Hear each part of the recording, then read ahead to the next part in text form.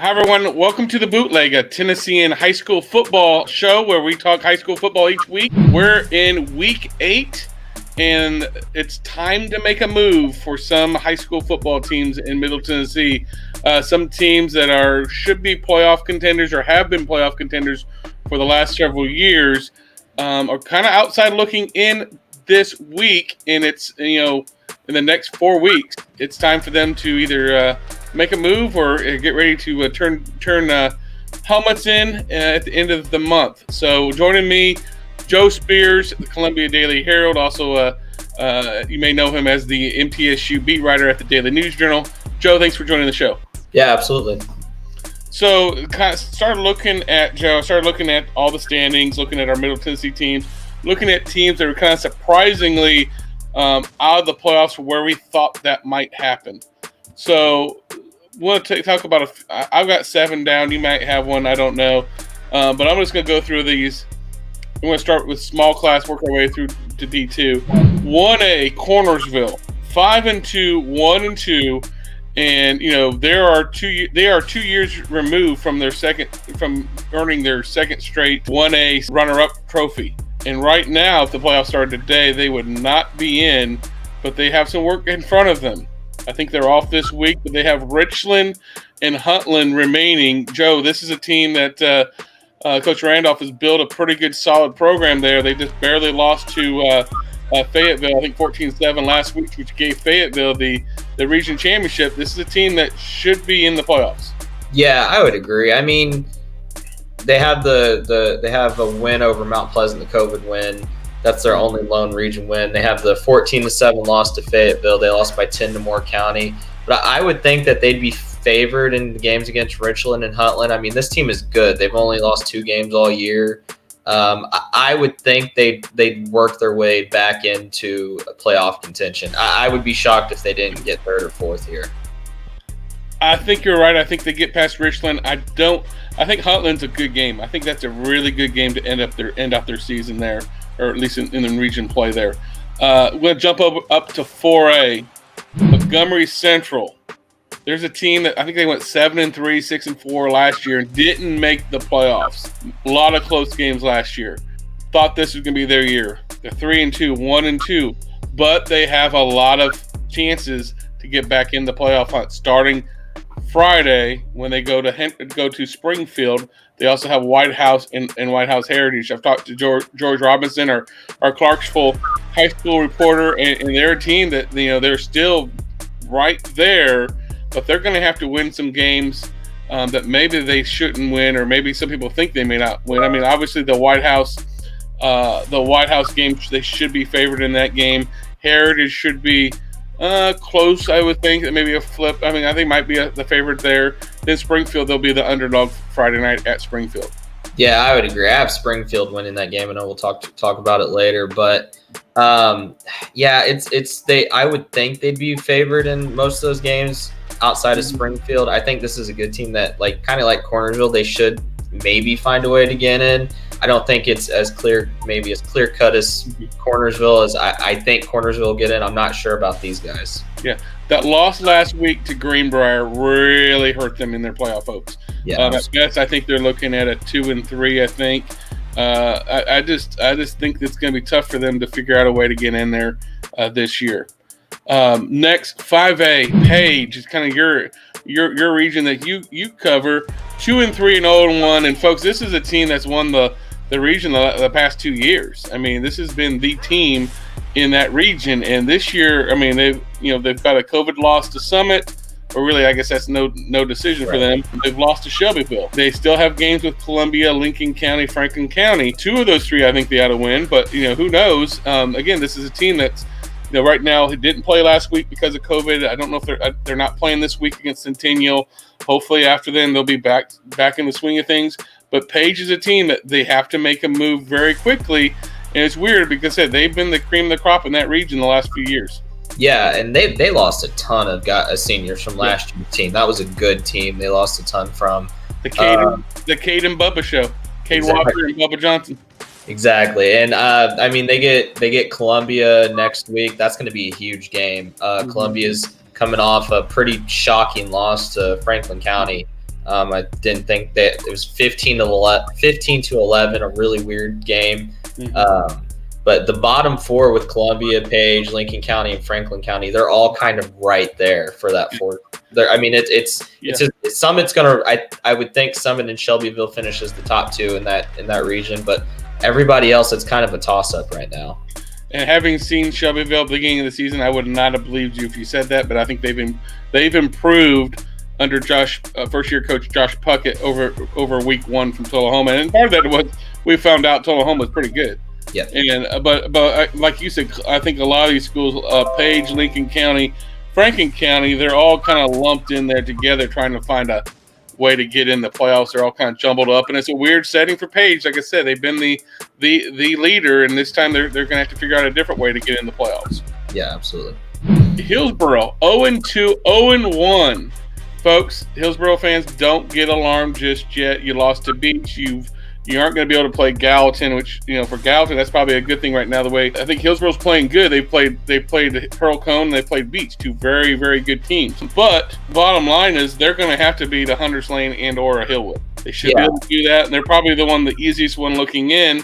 But now here's the thing. They're probably looking at that third spot. Yeah, I would think so. I mean, they played Beach well. I mean, they only lost by 7. I mean, that's a good Beach team.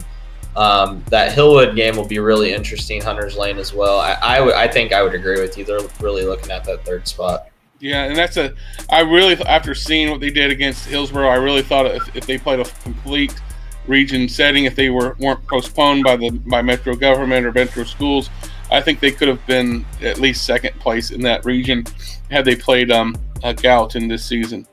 Probably one of the more interesting ones, 6A, you got Blackman and Cookeville. I'm going to tell you right now, the winner of that game is going to get to the playoffs. Blackman's 1-5, 1-2, and I can't remember the last time Blackman did not make the playoffs. But that is in jeopardy right now when you think of that loss. That loss to Warren County is going to come back to haunt them. But that's a good Warren County team. They're undefeated this season and have one of the most prolific players in C.J. Taylor. Then you got Cookeville, 4-3, 1-3. They've got a really good quarterback in Stockton Owen. I really like him. He's a dual threat guy, really more run than throw. And then they've got another running back that's pretty good for him as well. They meet when, Joe? October 30th at Cookeville. So it's the last game of the season. To me, and I know right now Coffee is ahead of them in the standings, but I believe Blackman and Cookeville both have a win over there. So if they finish tied, they'll get a tiebreaker for there. I think everyone knows Oakland Riverdale is your 1-2, and right now, unless something weird happens, Warren County is going to make the playoffs. Yeah, absolutely. And I mean, they both have a similar path to that final game. They both play Rockville, Siegel. Both games will be favored in, I would assume. Blackman played Warren County a lot closer than Cookeville did. Cookeville actually started off the season really well, but since starting region play, they've kind of dropped. But that game's going to be really interesting. Blackman's they're not playing well, but they've played a really tough schedule so far this year. I mean, you got Ravenwood, Alcoa, just a really brutal schedule. And I think by the time we get there, I would be shocked if either of those teams lost to a Rockville or Siegel along the way, and that'll be a fun game. Yeah, but I also would have been crazy. I would have thought you're crazy if you had told me they were going to lose to Warren County. Yeah, first time ever they've lost to Warren County. So this is a weird year for Blackman. They got to change things quickly, and we'll go from there. Last team we want to talk about before we start talking about our top games, Ensworth. They're 0-4 and 0-2 again. This is a team that had a late start. They did not play the first 3 weeks of the season, and I think that's accounted for their slow start because, everyone's got 2 or 3 or 4 games under their belts before they stepped on the field.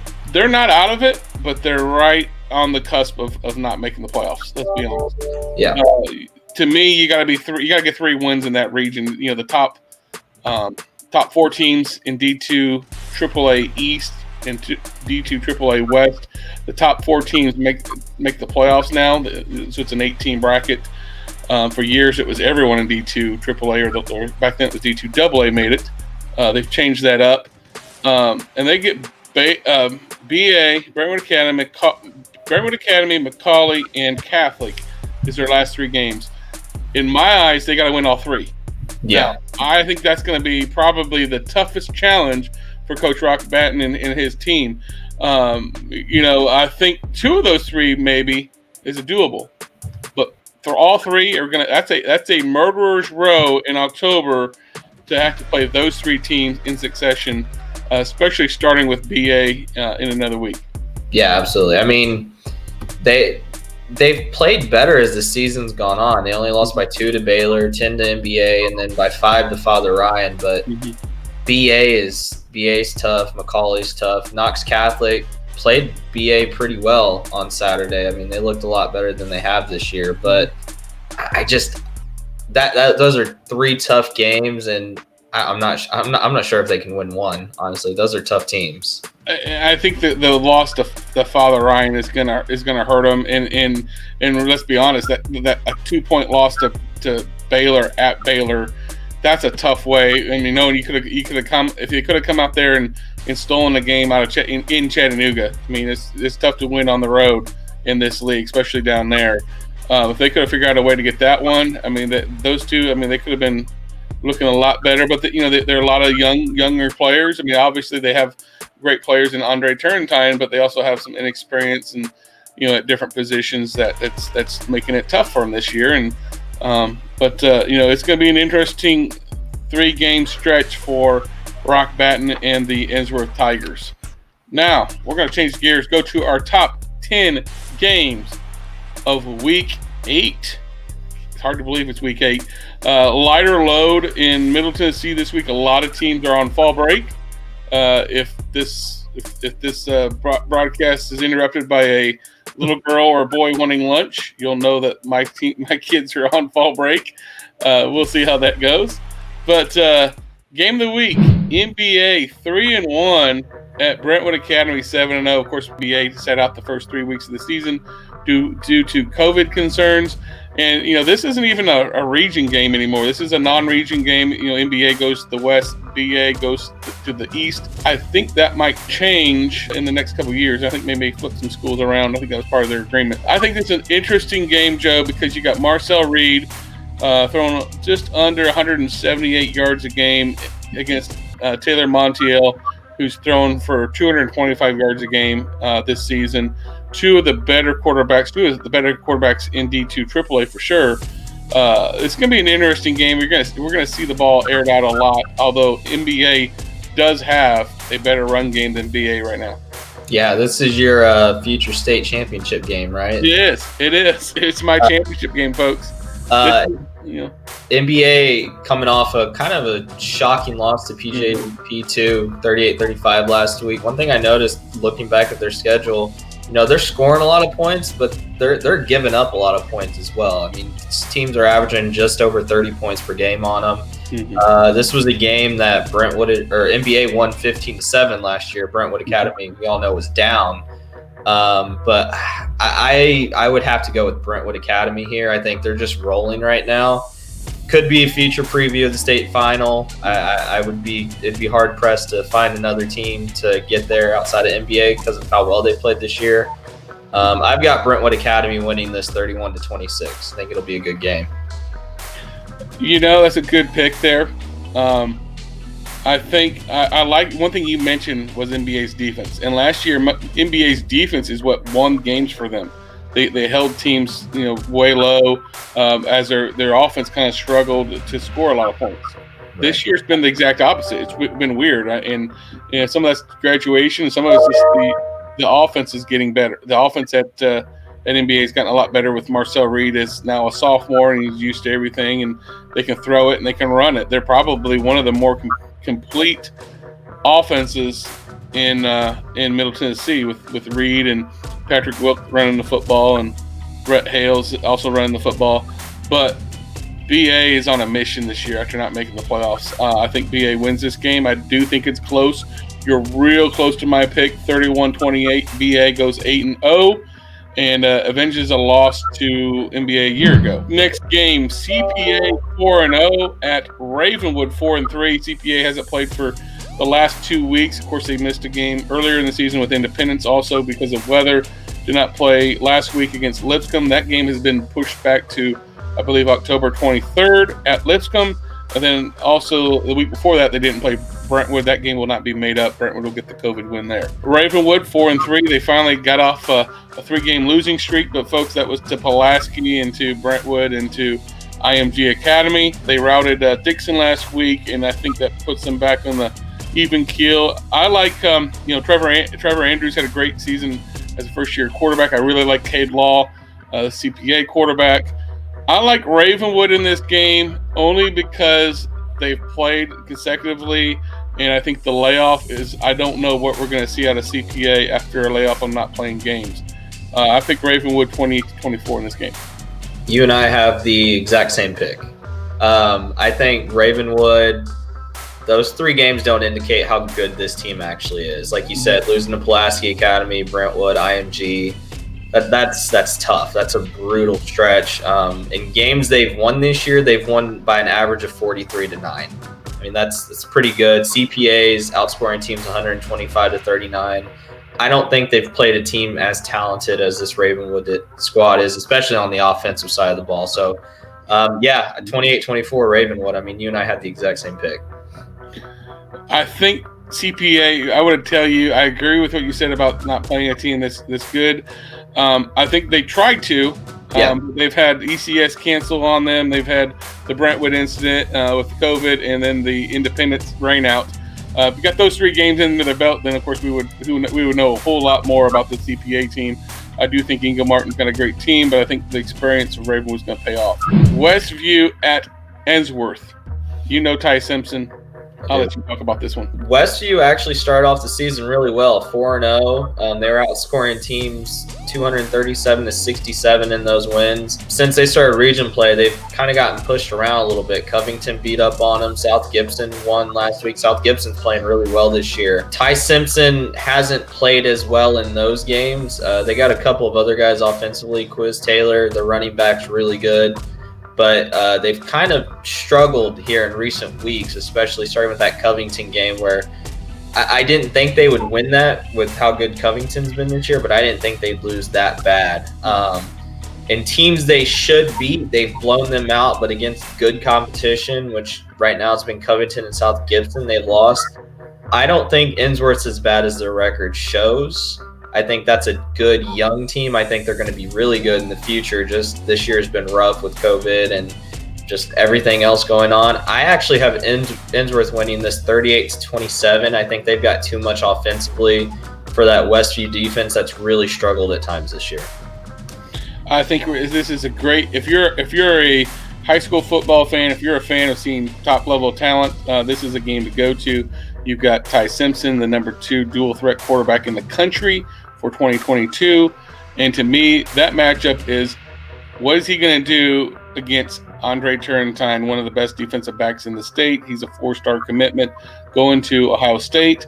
That is my matchup of the night. Of what is that going to look like? Is he going to stay away from Turrentine throwing the football this week? I like Ensworth 35-14 over this one in Westview. And that game is at Ensworth, folks. And again, if you can get tickets to that game, that would be worth going to. Absolutely. Davidson Academy at USJ. It's a rematch of the Division II Single A state championship from a year ago. Davidson Academy's 5-1, 3-1 in D2A West. USJ is 5-1, 4-1. USJ's lone losses to Jackson Christian. Griffin Sweeney, kid that just had a tremendous game in the championship game. He's rushed for over 600 yards. Davidson's on a 6-game win streak. Yeah. So, what's your thoughts? This was a great state championship game last year. USJ led it for a majority of the evening, and then the second half, I mean, Davidson just took over, winning it 31-21. Davidson's been on a mission this year. Nobody's really been able to touch them. I mean, they've outscored teams 280-42. USJ's been equally as good. They dropped the heartbreaker to Jackson Christian. I think Sweeney is the difference like he was last year. I think they win this game 30-24. And I think the other name you got to think about for Davidson is Jared Vitato. I think he's a baseball, maybe an MTSU baseball commitment, maybe. I think so. He didn't play last year. I think he wanted to focus on baseball. Now he is playing football this year. He has been a good returning him. I mean, 2 years ago he was a receiver for Stone Norton. Everyone thought he would be the quarterback last year, but then he decided not to play. He's done really, really well this year. And you put him and Sweeney back there in the backfield together. I think it's a close game because I do respect USJ, but Davidson wins this game 28-17 for their 17th straight win over the last 2 years. We talked about this game earlier. Montgomery Central 3-2, 1-2, and 5. 4A at Springfield 5-1, 2-0. Springfield coming off an open week. I like Springfield. I like what Dustin Wilson has done with this team over the last several years. He's a Springfield grad, built a program. I mean, this team was a program for a lot of years and had some hard lumps. Has done a really good job with this. Cavantes Hudson, a little quarterback there, runs it and throws it, and they took a tough loss against Marshall County, but Marshall County's playing really good ball, and some think right now they may be good enough to get to the semifinals. To me, you still got to figure out how to get past Tullahoma, which they've already lost to. Right. I like Springfield 34-21 in this game. I have Springfield winning 28-13. That loss to Marshall County was kind of shocking. Didn't think they'd get handled that way, but I agree with you. This is a good team, and I mean they've gone to three straight Class 4A state Three of the last 4 years, I believe. Yeah, I mean this is a good team. They've built something there, and they're good again this year. So yeah, 28-13 Springfield. 2 of the last 3 or 3 of the last 4, I can't remember. Stratford 1-1 at Pearl-Cohn 2-0. Of course, these Metro teams just now starting. I think that's Region 5-3A. Pearl picked up a win over East Nashville for their only 1-0 in region standings. Stratford, this is their region opener. Pearl-Cohn, man, I saw that team's been on TV the last 2 weeks for good reason. They're really talented, and if they would have played a full 10-game schedule, I think this team would have been putting up really scary numbers right about now. I think they're still kind of filling each other out, figuring things out. I like Ivan Dayton, the running back, little kid, can run fast and fastest thing on the field there. Martino Owens, the quarterback there, has done a great job for him. I think they're too much for Stratford. I'm picking 42-28 Pearl-Cohn over Stratford. Yeah, I mean they opened the season with a narrow win over Hillsboro, and then East Nashville kept it close for a little bit last week before Pearl-Cohn finally busted it open. I think they're just too good. I got them beating Stratford 45-12. Marshall County 5-1 at Giles County 2-3. This is a non-region game. This is an interesting rivalry game. I believe Thomas Osteen was with David O'Connor's staff at Giles County. They know each other well. It's been an interesting rivalry, to say the least. They lost a quarterback to Giles Wallace, Bo's little brother, went over there his senior year. So that's water under the bridge. But this is an intense rivalry. This is a game that we kind of throw out the records, I guess you could say. But Bryson Hammonds, quarterback at Marshall County, I thought he's doing a really good job there so far this season for the Tigers. They're catching on. I think their lone loss was like week 2. I don't think they played week 1 due to COVID, but I think week 1 they lost to, or week 2 they lost to maybe Lincoln County. But I like this Marshall County team. I like what they're doing. I think it's a team that can get to the quarterfinals or maybe semifinals. I do think the 4A East is much more loaded than the West. But I'm going to go Marshall County 28-21.